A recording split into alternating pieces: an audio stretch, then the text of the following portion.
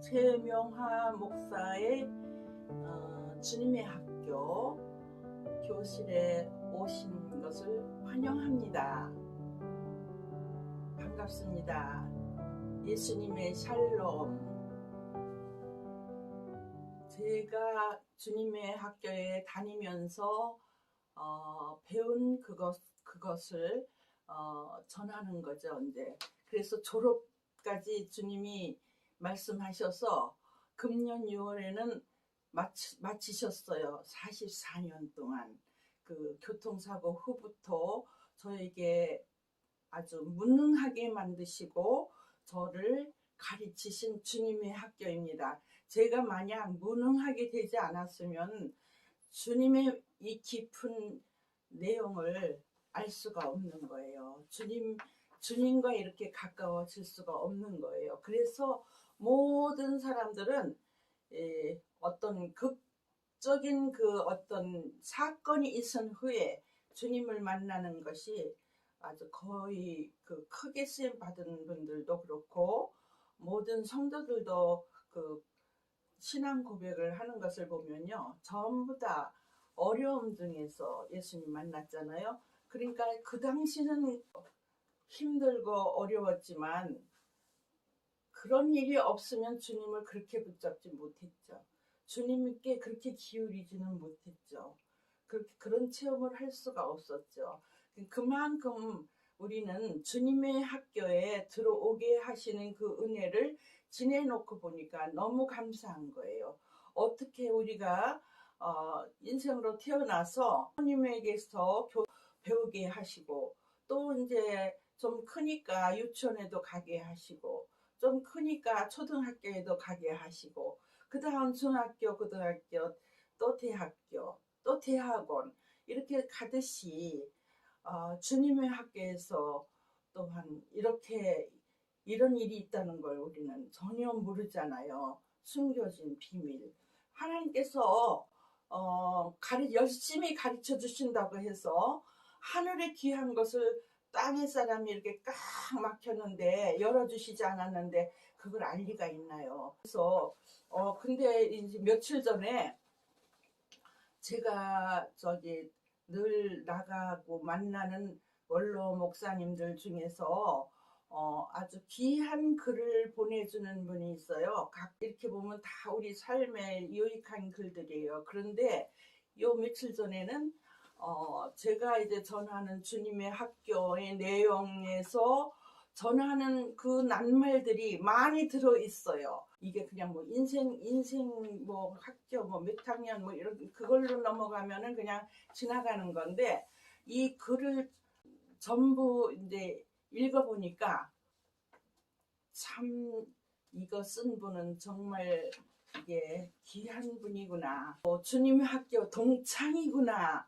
그분은 자신을 졸업을 못했다고 하는데 하여튼 주님의 학교, 대학교, 대학원까지 졸업한 사람들의 그 성품과 비슷해요. 그분도.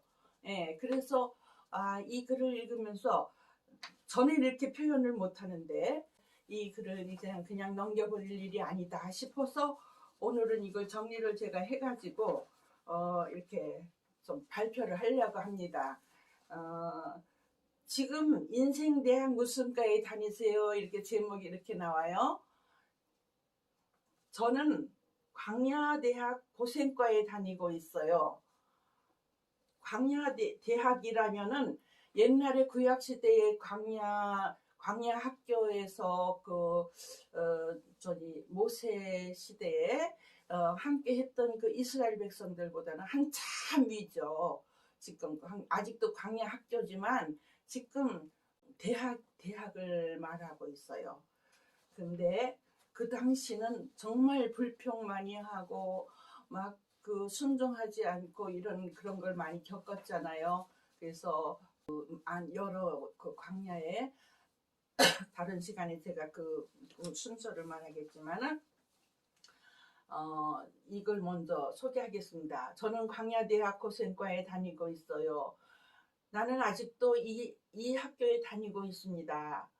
성적이 별로 좋지 못해서 입학한 지 오래됐지만 아직 졸업을 못하고 있는 형편이지요. 제가 쓴 책에도 이런 게 있어요. 낙제한다. 그 버릇을 못 고치면 그 다음에 또 시험이 올 때 또 그걸 그 비슷한 시험을 또 주셔. 그보다 더한 시험을 주셔. 그래서 자꾸 낙제가 되는 건데 그걸 알게 되면은 순종하면 되죠. 그 다음에 총장님은 하나님이신데 대충 넘어가시는 일이 절대로 없으신 분입니다. 그래서 컨닝하는 것도 불가능하고 시험을 볼 때에도 누군가의 도움을 받을 수가 없습니다. 교과목은 기다리는 훈련, 느낌표, 포기하는 훈련, 느낌표, 깨어지는 훈련, 느낌표, 내려놓는 훈련, 느낌표, 순종하는 훈련, 느낌표, 자아 죽이기 훈련. 자아가 일생 동안 태어나서부터 자아가 형성하는 시기가 있어요. 처음부터 자아 죽이면 아무것도 죽일 게 없죠. 근데 태어나서 아기 때 태어나서부터 계속 형성되는 게 자아예요. 주님의 학교에서는 자아 죽이기 훈련이 있어요. 그 옛날에 형성된 그걸 가지고는 도저히 들어갈 수 없는 학교입니다. 다시 한번 교과목 말할까요? 기다리는 훈련, 포기하는 훈련, 깨어지는 훈련, 내려놓는 훈련, 순종하는 훈련, 자아 죽이기 훈련, 위로부터 내려주시는 능력만으로 살아가는 훈련입니다. 결국은 위로부터 내려주시는 능력만으로 살아가는 훈련입니다. 그러니까 주님의 학교 지금 고학년이에요. 아직 졸업은 못했다고 하네요. 학비가 비싸냐고요? 네, 많이 비싼 편입니다. 인생을 모두 걸어야 할 정도니까요. 학비는 예수님이 내주셨는데요. 죽기 전까지 순종하는 학비를 내야 합니다. 지금 내가 배우고 있는 과목은 버리기입니다. 버리기. 버리는 거, 나쁜 습관, 나쁜 거, 버리는 거. 욕심을, 탐심을, 내 고집, 내 생각도 인간적인 모든 수단과 방법도 버려야 합니다. 이것이 주님의 학교입니다. 그런데 나는 매일 낙제를 해서 이렇게 졸업을 하지 못하고 있답니다. 이번에는 반드시 합격하리라 결심을 하고 도전해 보고 있습니다. 합격하는 자에게는 졸업 선물이 주어지겠지요. 예수 그리스도 당신 전부를 주시지요. 그분 안에는 성령으로 기쁨, 소망, 평안, 은혜의 선물이 주어질 것입니다. 처음 그 선물이 주어질 때예요. 여기에 느낌표가 붙어야 되겠죠. 기쁨, 성령으로 기뻐해야 돼요. 소망이 생겨요. 또 평안을 이뤄요. 그것도 학년별로 올라가게 되는 거예요. 은혜의 선물이 주어질 것입니다. 나는 성령과 그 안에 모든 것 받고 싶어요.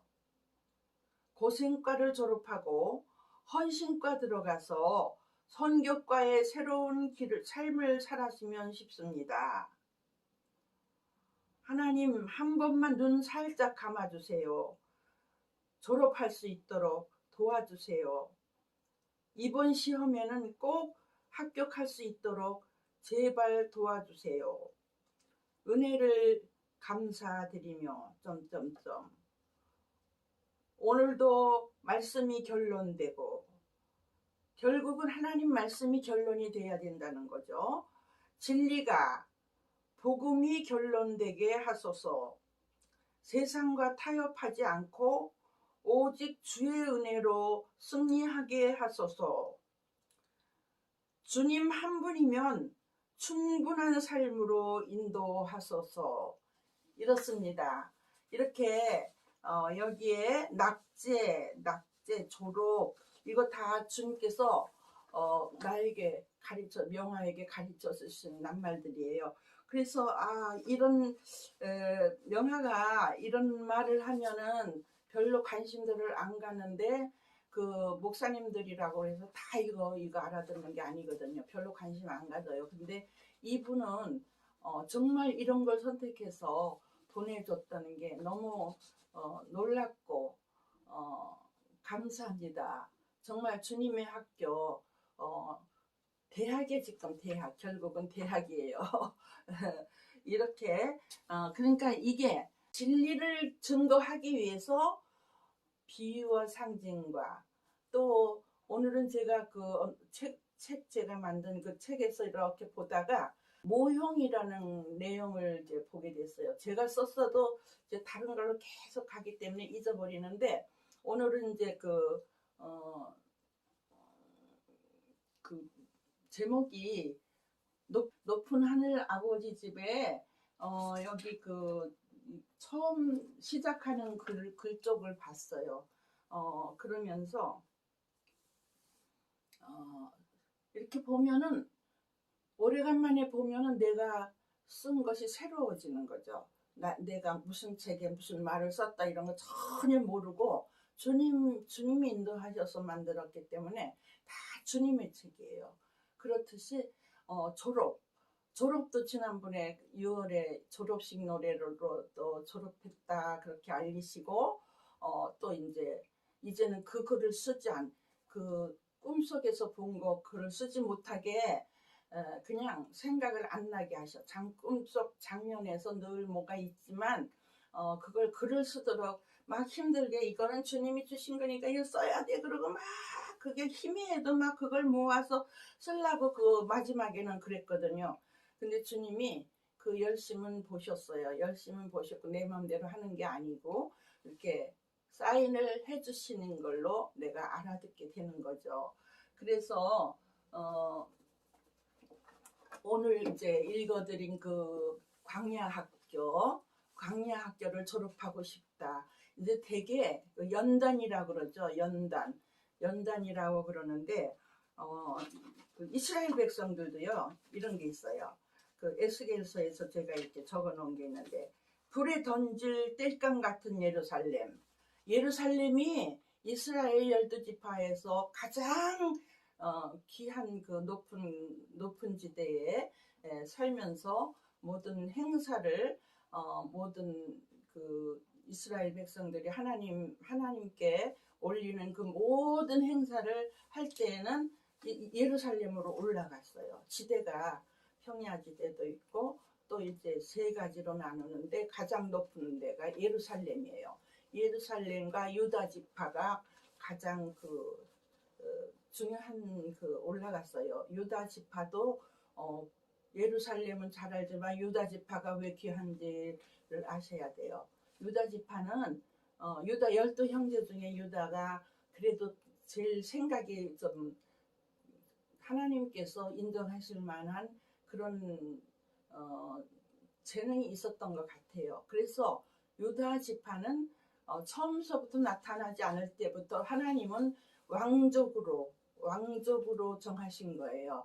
그래서 다윗 왕이 유다 지파, 그 유다 지파 다윗 족속은 바로 그 유다 지파가 사는 그 동네에 그 지대에 살았던 거죠.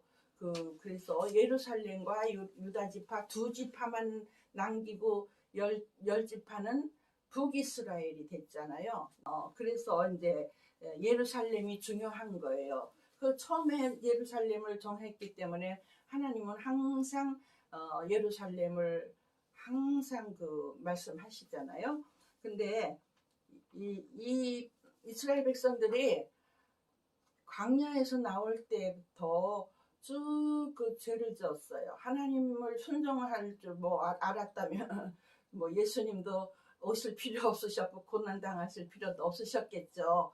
다 그 과정을 거쳐야 하기 때문에 그런데 지금 불에 던질 땔감 같은 예루살렘이라고 그랬어요. 이 예루살렘을 얼마나 하나님께서 귀하게 여기시는데 그 예루살렘에 사는 사람들이 막 우상 숭배하고 이방인들 사람들보다도 더 죄를 짓고, 이제 그러니까 예수님 오셔서 책망하신 게 바리새인들아, 바리새인을 책망하셨잖아요.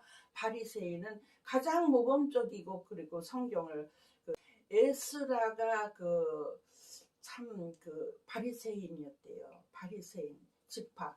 그 바리새인들이 그 바리새인이라는 게 나쁜 사람으로 그게 정해진 게 아니라 바리새파가 이제 애식하고